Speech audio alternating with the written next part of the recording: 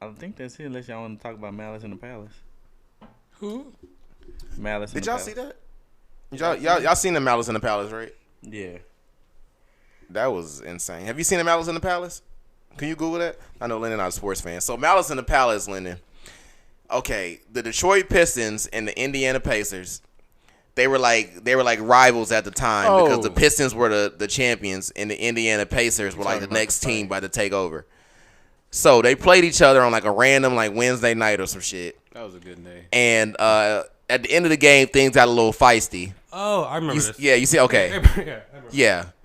That shit was wild. Bruh. I don't remember it being called that, but yeah. They're coming out with a documentary August 10th with untold stories about what had happened and different people's perspectives that haven't spoke out yet. The 90s was dangerous.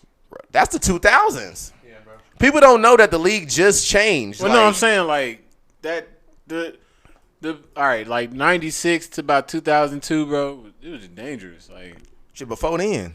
Yeah.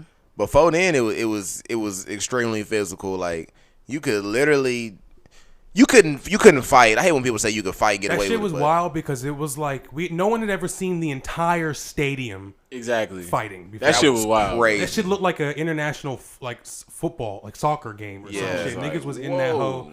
Cause like I remember it too. Like it started off like a normal foul, right? And then all of a sudden you see a nigga jump over the first 3 rows, right? It is what and it is. just smack a nigga in the face, and then it shit just blew up, and everybody was like, "We watching this shit live, like nigga, what the fuck is going on?" Steven Jackson said that prior to him coming to the team, he didn't know that in the last finals, Ben Wallace had gave Ron Artest, well, Metal World Peace now, a little hard foul. Mm-hmm. So it was going through the team that like he was saying, I'm finna get him back.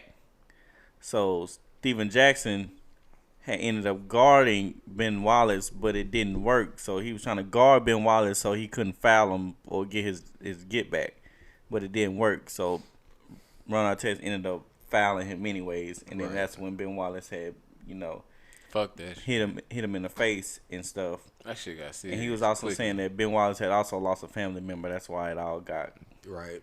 So Ron Artest was going through therapy, and he supposedly did what he was told to do, which is go lay down and collect your thoughts. So he went and laid on the announcer's table. Yep. And that's when a beer ended up flying and hitting in the face, and then that's right. I forgot about the beer. That's what escalated the fight. The beer getting going. And if you remember this part too, the dude that threw the beer, it was a dare.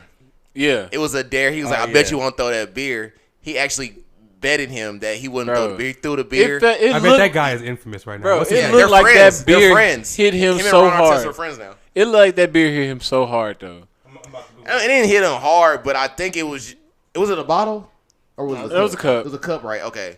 But still, I probably would have been mad too. Like the way it just bounced off him, he was like, "Oh fuck that!" Nigga got I hate so when people quick. be like, "Bro, just a beer, you can't do that." It's fuck like, that, but that's the When disrespect. you bro. when you in the moment, and you already mad, you ain't thinking about that shit, bro.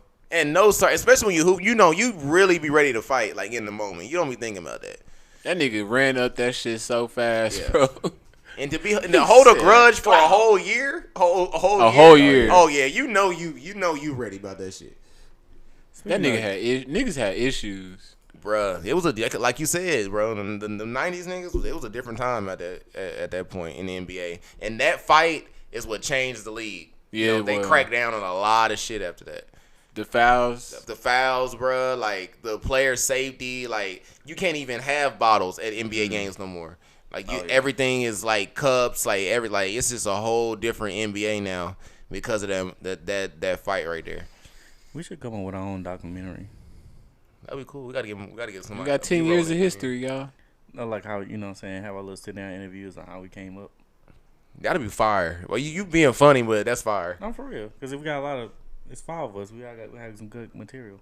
That's actually fire as fuck. So y'all was sitting in class. I can't find his name, but I'm interested to see if in the documentary they mention the guy who threw it, or if they like. Oh, they will. They will. You know how they have sit downs and shit, and confessions. I wonder if they're gonna have him. No, watch the All the Smoke podcast. So, how do you feel about being the guy? He talks about it. He talks about it, about him and the guy being friends now, and him telling him that it was a bet for him to throw the beer at him. Would y'all have thrown it?